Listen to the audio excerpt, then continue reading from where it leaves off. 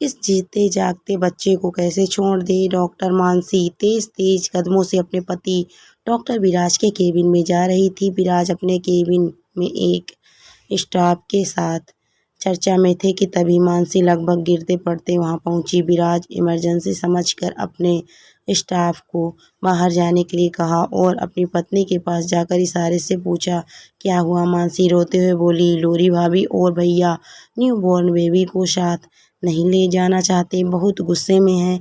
क्या मेरा मतलब हम उस बच्चे को ले लें प्लीज सुबू।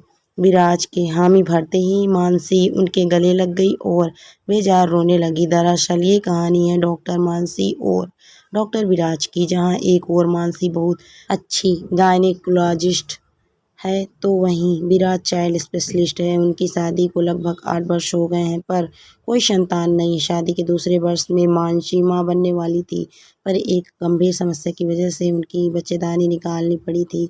तब से जब भी वो किसी महिला की डिलीवरी करवाती थी उनके हृदय में एक हुक सी उठती थी। यही हाल कमोबेश उनके पति का भी था।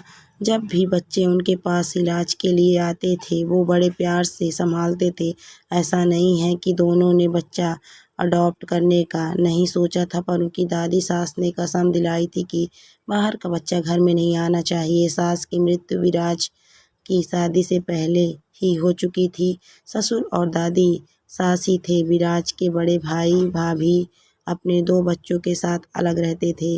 सभी दादी का बहुत मान करते थे। अब ऐसे में वो दोनों भी क्या करते, बस मन के लिए किसी कोने में आस के लिए हॉस्पिटल और मरीजों में खुद को व्यस्त किए हुए थे। एक दिन मानसी के पास उनकी जेठानी लोरी अपनी दूसरी प्रेगनेंसी में उनसे गर्भपात कराने आई। दरअसल जेठानी के 12 वर्ष के जुड़वा बेटा बेटी थे। उनको पता भी नहीं चला कि वे प्रेग्नेंट हैं। जब मानसी ने टेस्ट किया तो पता चला कि दूसरे ट्राइमेस्टर की शुरुआत है और अब अबॉर्शन नहीं हो सकता। मन मारकर लोरी ने ये बच्चा रहने दिया पर जब विसंगति टेस्ट कराया तो ऑटिज्म के कुछ लक्षण मिले। मानसी ने स्पष्ट रूप से सब कुछ लोरी को बताया तो उसने हल्के में लिया और प्रेगनेंसी जारी रखी।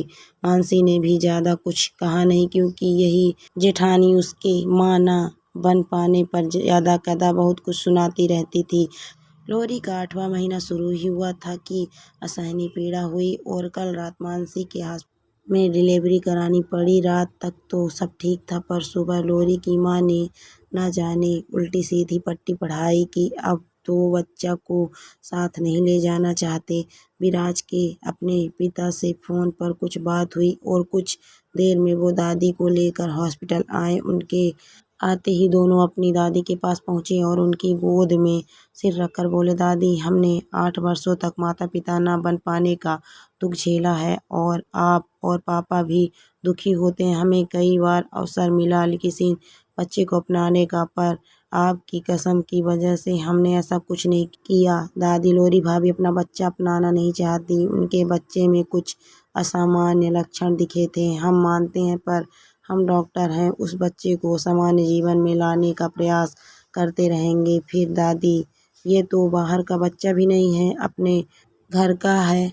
प्रेगनेंसी के दौरान अबॉर्शन इस स्थिति में किया जा सकता था पर तब भाभी ने मना कर दिया। अब आप ही बताओ इस जीते जागते बच्चे को कैसे छोड़ दे।